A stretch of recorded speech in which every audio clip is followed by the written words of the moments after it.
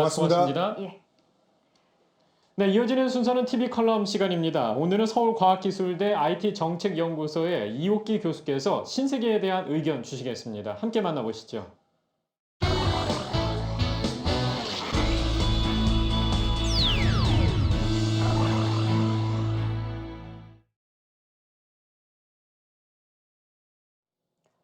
누구나 살다 보면 갖가지 고민이 생기기 마련입니다. 하지만 이런 고민을 해소시켜줄 속 시원한 해결책을 찾기란 쉽지 않습니다. 최근에는 방송 프로그램들이 직접 나서서 시청자들의 고민을 들어보고 대안을 제시하기도 하고 또 갈등 해결에 실마리를 찾아주기도 하는데요. 이러한 흐름 속에서 기획된 신세계는 인생 고민 해결 쇼를 표방하면서 시청자들의 목소리와 고민에 귀를 기울이고 있습니다. 5월 29일 방송에서는 오랫동안 사귀어온 여자친구에게 이미 결혼 경험이 있다는 사실을 부모님께 알려야 하는지 아니면 숨겨야 하는지를 두고 치열한 설전이 펼쳐졌습니다. 하지만 인생 고민을 의뢰한 시청자에게 조언을 주기보다는 오히려 날선 공방으로 혼란만 가중되고 있다는 느낌을 받았습니다.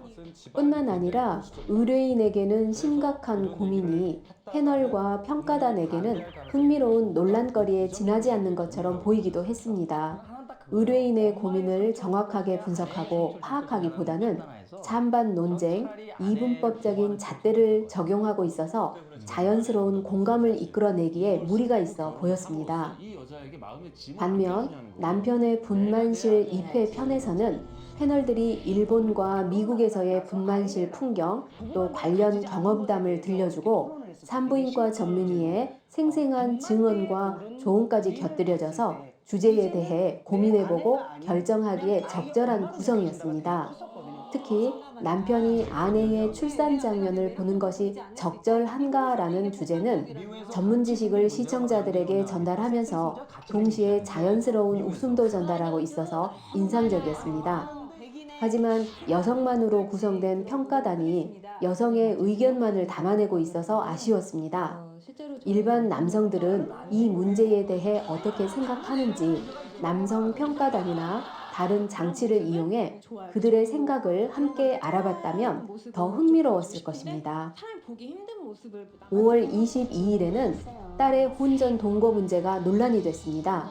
하나뿐인 딸이 3년 후에 결혼할 거라면서 일단 동거를 하겠다는 사연이었는데요. 혼전 동거가 딸의 인생에 미칠 파급 효과 그리고 결혼과 연관된 문제라는 점에서 결정이 쉽지 않는 사안이었습니다. 하지만 이 문제 역시 찬반으로 의견이 나뉜 패널들이 지나치게 대립하는 모습을 보여줬습니다. 자신이 주장하는 것의 정당성을 상대방에게 알린다는 취지의 토론이 아니라 문제의 해결을 위해 서로 협동하며 해답을 찾아보는 토의가 됐다면 더 바람직했을 것입니다. 이날 또 다른 아이템인 몰래 시댁에 용돈을 주는 남편이나 5월 15일 방송된 아이 봐달라는 시노이 편은 라디오 방송에서 쉽게 들을 수 있는 시청자 사연과 같은 내용이었는데요. 시댁과의 갈등 문제는 해묵은 소재라고 할 수 있는데 패널들의 경험담과 자신의 생각 정도를 들려주는 선에서 마무리가 되어서 아쉬웠습니다. 물론 이런 고민들은 여자들이 남자에게 정말로 묻고 싶은 질문들이지만 그만큼 여타 많은 방송에서 언급이 되었고 또 진부하기도 한 내용들이어서 새로운 구성, 새로운 주장이 필요한 주제였습니다.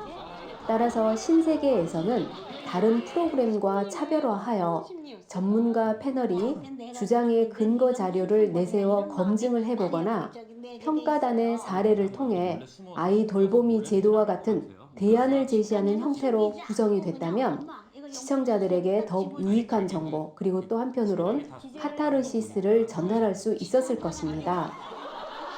5월 15일에는 부모님의 황혼 이혼 편이 방송이 되었는데요. 3남매 중에서 오빠는 아버지 편을 언니는 어머니 편을 들고 있을 정도로 남녀 간의 의견 대립이 첨예한 주제였습니다. 이날의 주제는 이혼을 신청한 어머니가 당사자가 아니라 딸이 의뢰한 사연이었기 때문에 진행자와 방청객들이 이 고민에 공감하는지를 투표 형태로 평가할 것이 아니라 쌍방을 화해시키는 중재의 방식이나 서로 타협점을 찾아 합의하도록 하는 구성을 취했더라면 더 적절했을 것입니다. 황혼 이혼에 대한 이야기였기 때문에 전문가 패널을 100% 활용하여 더 적극적인 대안을 제시하는 것도 좋은 방법이 되었을 것입니다. 수많은 미디어와 사람들 사이에 둘러싸여 살고 있지만 깊이 있고 진솔한 이야기를 나누기는 쉽지 않습니다. 신세계와 같은 고민 해결쇼, 상담 프로그램이 꾸준한 인기를 유지하는 것도 대화와 소통을 통해 시청자들이 대리만족, 위안을 얻는 측면이 있기 때문일 텐데요. 좀 더 차별화된 신세계가 되기 위해서는 더 고민해야 할 부분도 있습니다. 첫째, 여자들은 결혼, 육아, 시댁 갈등에 지혜롭게 대처하기 위해 남자들의 알 수 없는 속마음을 알고 싶어 합니다. 최근 예능계가 남자 중심으로 진행되고 있는 것은 남성 특유의 솔직함과 투박함 때문이라는 분석도 있습니다. 진정성을 담보하는 프로그램의 내용과 형식이 남자에게 더 적합하다라는 의미라고 할 수 있겠는데요. 신세계에서도 평가단에 남성을 배치하여 남자들의 이야기를 더 폭넓게 들려줄 필요가 있겠습니다. 남성들을 더 잘 이해할 수 있도록 그들의 이야기를 더 깊이 있고 다양하게 들어봤으면 합니다. 둘째, 개인의 고민에 대해 방송 프로그램이 찬성인가 반대인가라는 이분법적인 오락적 요소로 이용하는 것은 바람직하지 않다고 생각합니다. 갈등은 갈등 당사자 사이에서 전개되고 있는 다양한 갈등 구조를 어떤 수준과 방식으로 대처하느냐에 따라 서로 상이한 해결 방법이 제시될 수 있습니다. 따라서 천편일률적으로 찬반 투표를 할 것이 아니라 소재에 따라 해결책과 갈등 해소의 과정이 달라져야 할 것입니다.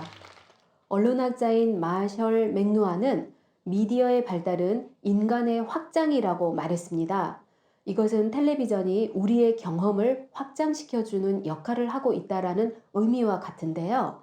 신세계를 통해 시청자들이 갈등에 대한 문제 해결의 실마리를 찾고 정서적인 카타르시스도 느낄 수 있었으면 합니다. 감사합니다.